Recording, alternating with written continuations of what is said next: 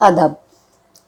मशहूर अफसाना निगार सादत हसन मंटो के 108वें जन्मदिन के उपलक्ष्य में मैं स्मिता मेढ़ी साहित्य मोड़ इस यूट्यूब चैनल के ज़रिए मंटो की एक कहानी पेश करने जा रही हूँ, जिसका उन्वान है 5 दिन।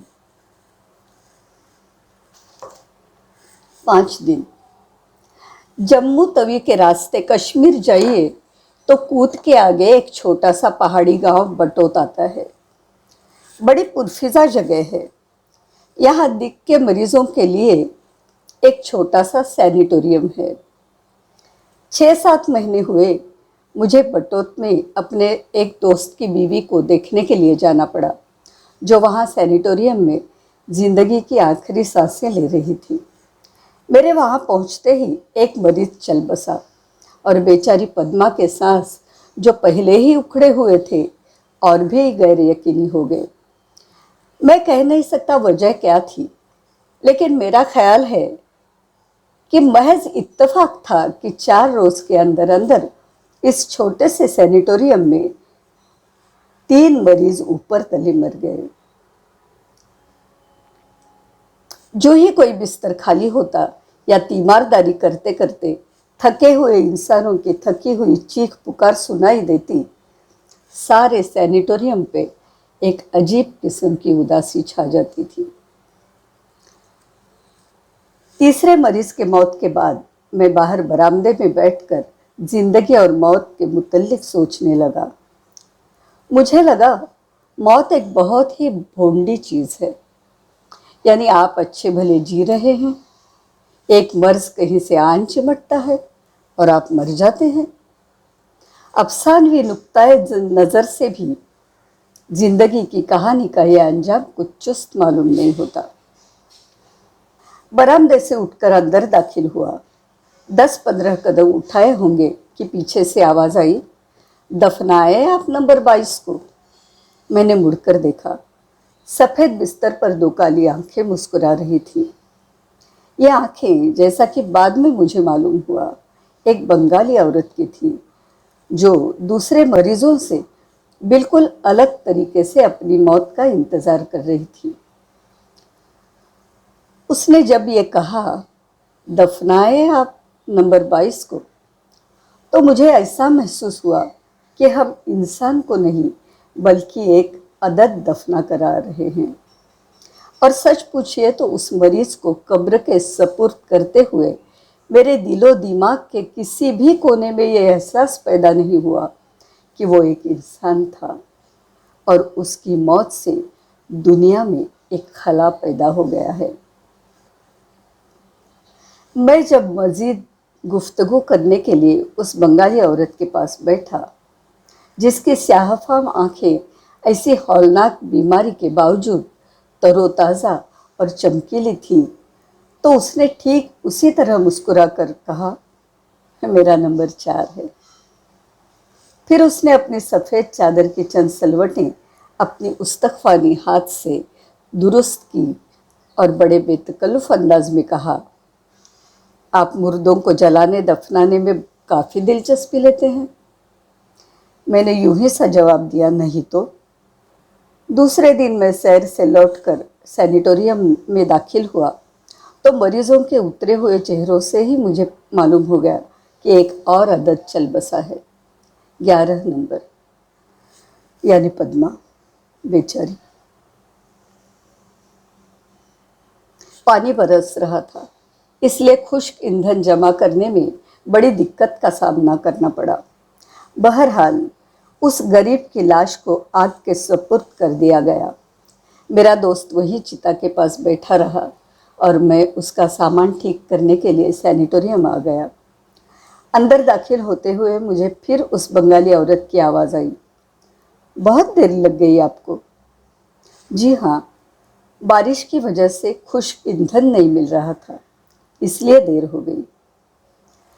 मैंने सुना है यहाँ इधर उधर से खुद ही लकड़ियाँ काटनी और चुननी पड़ती हैं। जी हाँ, ज़रा बैठ जाइए। मैं उसके पास स्टूल पर बैठ गया तो उसने एक अजीब सा सवाल किया, تلاش کرتے کرتے جب آپ کو خشک لکڑی کا ٹکڑا مل جاتا ہوگا تو بہت خوش ہوتے ہوں گے آپ۔ اس نے میرے جواب کا انتظار نہ کیا اور اپنی چمکیلی آنکھوں سے مجھے بغور دیکھتے ہوئے کہا، موت کے متعلق کیا خیال ہے آپ کا؟ میں نے کئی بار سوچا ہے لیکن سمجھ نہیں سکا۔ وہ داناؤں کی طرح مسکرائی اور بچوں کے سے انداز میں کہنے لگی، میں کچھ سمجھ سکی ہوں، اس لیے کہ بہت موتیں دیکھ چکی ہوں، اتنی کہ آپ شاید 1000 برس بھی زندہ رہ کر نہ دیکھ سکیں۔ میں بنگال کے رہنے والی ہوں، جہاں کا قحط آج کل بہت مشہور ہے۔ آپ کو تو پتہ ہی ہوگا، لاکھوں آدمی وہاں مر چکے ہیں، بہت سی کہانیاں چھپ چکی ہیں، سینکڑوں مجموع لکھے جا چکے ہیں۔ پھر بھی سنا ہے کہ انسان کی اس وپتا کا اچھی طرح نقشہ نہیں کھینچا جا سکا۔ موت کی اس منڈی میں موت کے متعلق میں نے سوچا۔ کیا؟ میں نے پوچھا۔ اس نے اسی انداز سے جواب دیا، میں نے سوچا ایک آدمی کا مرنا موت ہے اور 1,00,000 آدمیوں کا مرنا تماشا۔ سچ کہتی ہوں، موت کا وہ خوف جو کبھی میرے دل پر ہوا کرتا تھا بالکل دور ہو گیا۔ ہر بازار میں 10-20 ارتھیاں اور جنازے نظر آئیں تو کیا موت کا اصلی مطلب فوت نہیں ہو جائے گا؟ میں صرف اتنا سمجھ سکی ہوں کہ ایسی بے تحاشا موتوں پر رونا بیکار ہے، بیوقوفی ہے۔ اول تو اتنے آدمیوں کا مرنا ہی بس سب سے بڑی حماقت ہے۔ میں نے فوراً ہی پوچھا، کس کی؟ کسی کی بھی ہو، حماقت ہے۔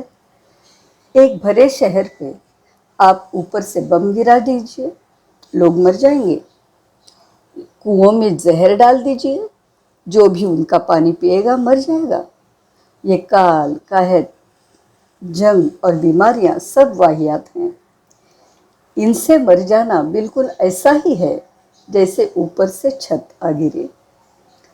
لیکن دل کی ایک جائز خواہش کی موت بہت بڑی موت ہے۔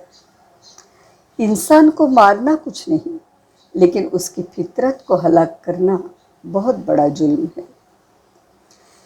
یہ کہہ کر کچھ دیر کے لیے وہ چپ ہو گئی، لیکن پھر کروٹ بدل کر کہنے لگی، میرے خیالات پہلے ایسے نہیں تھے۔ سچ پوچھئے تو مجھے سوچنے کا وقوف ہی نہیں تھا، لیکن اس قحط نے مجھے ایک بالکل نئی دنیا میں پھینک دیا۔ رک کر ایک دم وہ میری طرف متوجہ ہو گئی۔ میں اپنی کاپی میں یادداشت کے طور پر اس کی چند باتیں نوٹ کر رہا تھا۔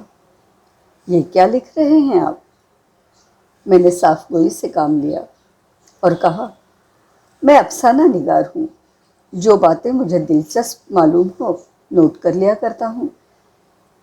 تو پھر میں آپ کو اپنی پوری کہانی سناؤں گی۔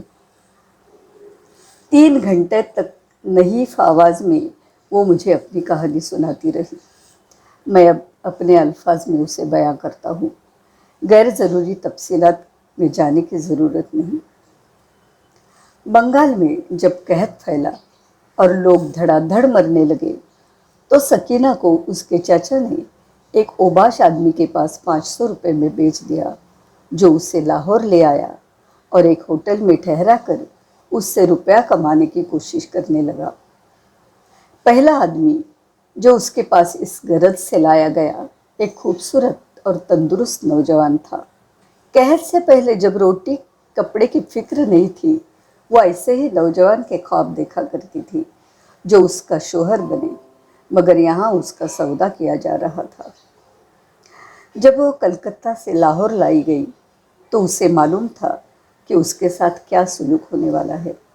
وہ باشعور لڑکی تھی، اچھی طرح جانتی تھی کہ چند ہی روز میں اسے ایک سکہ بنا کر جگہ جگہ گھمایا جائے گا۔ اس کو یہ سب کچھ معلوم تھا، لیکن اس قیدی کی طرح جو رحم کی امید نہ ہونے پر بھی آس لگائے رہتا ہے، وہ کسی ناممکن حادثے کی متوقع تھی۔ یہ حادثہ تو نہ ہوا، لیکن خود اس میں اتنی ہمت پیدا ہو گئی کہ وہ رات کو کچھ اپنی ہوشیاری سے اور کچھ اس نوجوان کی مدد کی بدولت ہوٹل سے بھاگ نکلنے میں کامیاب ہو گئی۔ اب لاہور کی سڑکیں تھیں اور ان کے نئے خطرے۔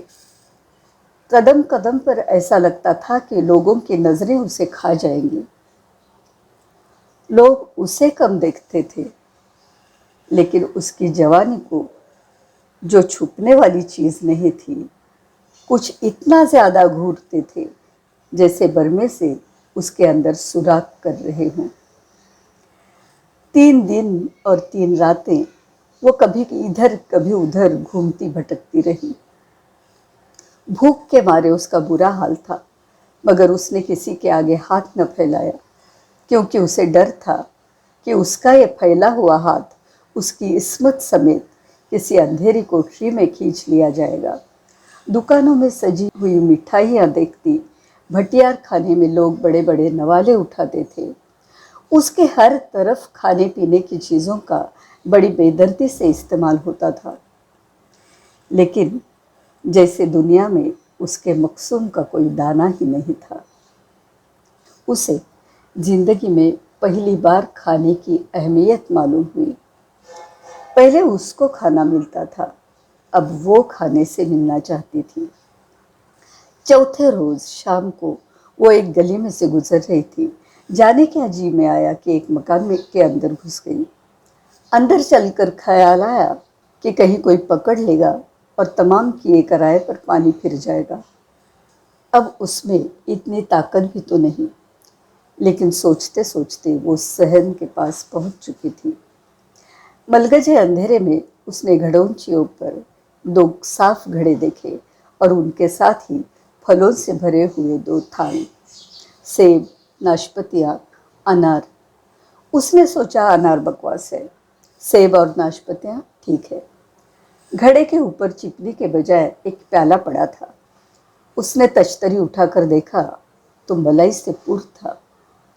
اس نے اٹھا لیا اور پیشتر اس کے کہ وہ کچھ سوچ سکے، جلدی جلدی اس نے نوالے اٹھانے شروع کیے۔ ساری ملائی اس کے پیٹ میں تھی۔ کتنا راحت بخش لمحہ تھا۔ بھول گئی کہ کسی غیر کے مقام میں ہے۔ وہیں بیٹھ کر اس نے سیب اور ناشپتیاں کھانا شروع کر دی۔ گھڑونچی کے نیچے کچھ اور بھی تھا، یخنی۔ بڑی ٹھنڈی تھی، لیکن اس نے ساری پتیلی ختم کر دی۔ ایک دم جانے کیا ہوا، پیٹ کی گہرائیوں میں غبار سا اٹھا اور اس کا سر چکرانے لگا۔ وہ اٹھ کھڑی ہوئی، کہیں سے کھانسی کی آواز آئی۔ بھاگنے کی کوشش کی مگر چکرا کر گری، بے ہوش ہو گئی۔ جب ہوش آیا تو وہ ایک صاف ستھرے بستر میں لیٹی تھی۔ سب سے پہلے اسے خیال آیا کہیں میں لٹ تو نہیں گئی، لیکن فوراً ہی اسے اطمینان ہو گیا کہ وہ صحیح سلامت تھی۔ کچھ اور سوچنے ہی لگی تھی کہ پتلی پتلی کھانسی کی آواز آئی۔ ایک ہڈیوں کا ڈھانچہ کمرے میں داخل ہوا۔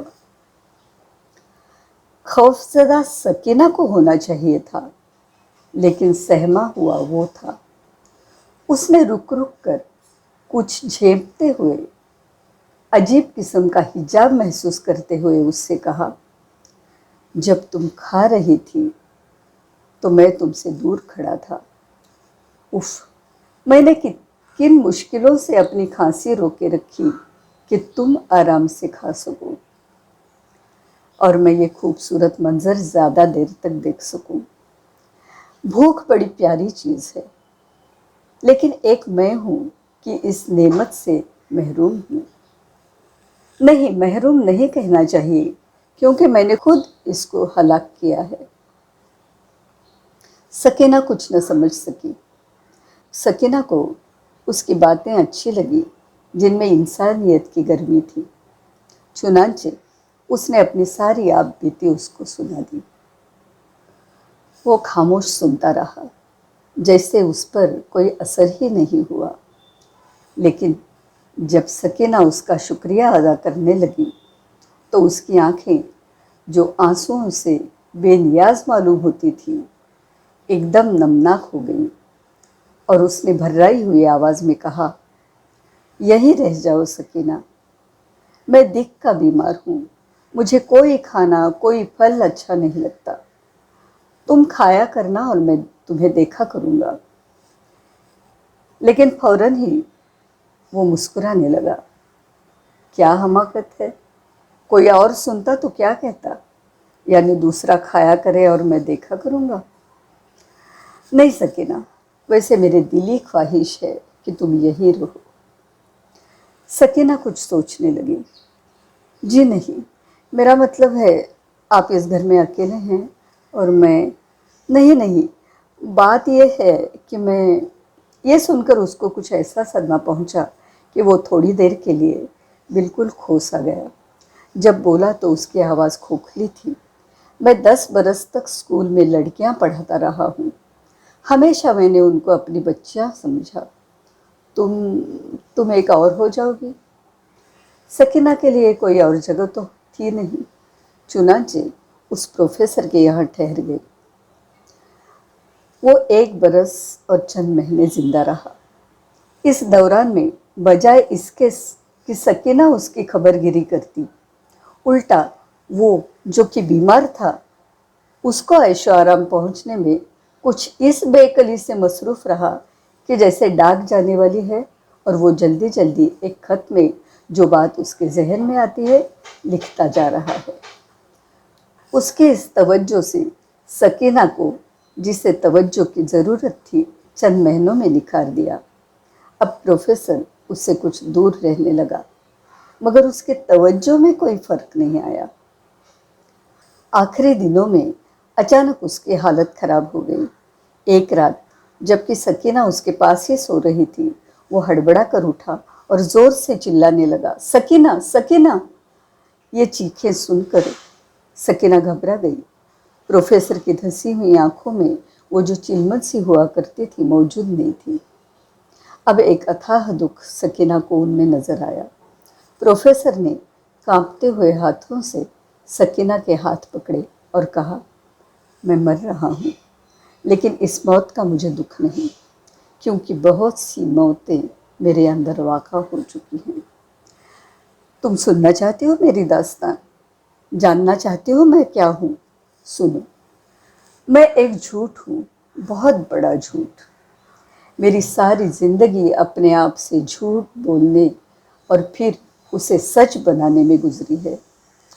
اف، کتنا تکلیف دہ، غیر فطری اور غیر انسانی کام تھا۔ میں نے ایک خواہش کو مارا تھا، لیکن مجھے یہ معلوم نہیں تھا کہ اس قتل کے بعد مجھے اور بہت سے خون کرنے پڑیں گے۔ میں سمجھتا تھا کہ ایک مسام بند کر دینے سے کیا ہوگا، لیکن مجھے اس کی خبر نہیں تھی کہ مجھے اپنے جسم کے سارے دروازے بند کر دینے پڑیں گے۔ سکینہ، یہ میں جو کچھ کہہ رہا ہوں فلسفیانہ بکواس ہے۔ سیدھی بات یہ ہے کہ میں اپنا کیریکٹر اونچا کرتا رہا اور خود انتہائی پستیوں کے دلدل میں دھنستا چلا گیا۔ میں مر جاؤں گا اور یہ کیریکٹر، یہ بے رنگ فریرا میرے خاک پر اڑتا رہے گا۔ وہ تمام لڑکیاں جنہیں میں اسکول میں پڑھایا کرتا تھا کبھی مجھے یاد کریں گی تو کہیں گی، ایک فرشتہ تھا جو انسانوں نے چلایا تھا۔ تم بھی میری نیکیوں کو نہیں بھولو گی، لیکن حقیقت یہ ہے کہ جب سے تم اس گھر میں آئی ہو، ایک لمحہ بھی ایسا نہیں گزرا جب میں نے تمہاری جوانی کو دزدیدہ نگاہوں سے نہیں دیکھا ہوگا۔ میں نے تصور میں کئی بار تمہارے ہونٹوں کو چوما ہے، کئی بار میں نے تمہاری باہوں پر اپنا سر رکھا ہے، لیکن ہر بار مجھے ان تصویروں کو پرزے پرزے کرنا پڑا، پھر ان پرزوں کو جلا دیا۔ ان کو میں نے راکھ بنائی کہ ان کا نام و نشان تک نہ باقی رہے۔ میں مر جاؤں گا، کاش مجھ میں اتنی ہمت ہوتی کہ اپنے اس اونچے کیریکٹر کو ایک لمبے باس پر لنگور کی طرح بٹھا دیتا اور ڈگڈگی بجا کر لوگوں کو اکٹھا کرتا کہ آؤ دیکھو اور عبرت حاصل کرو۔ اس واقعہ کے بعد پروفیسر صرف 5 روز زندہ رہا۔ سکینہ کا بیان ہے کہ مرنے سے پہلے وہ بہت خوش تھا۔ جب وہ آخری سانس لے رہا تھا تو اس نے سکینہ سے صرف اتنا کہا، سکینہ میں لالچی نہیں، زندگی کے یہ آخری 5 دن میرے لیے بہت ہیں، میں تمہارا بہت شکر گزار ہوں۔ شکریہ۔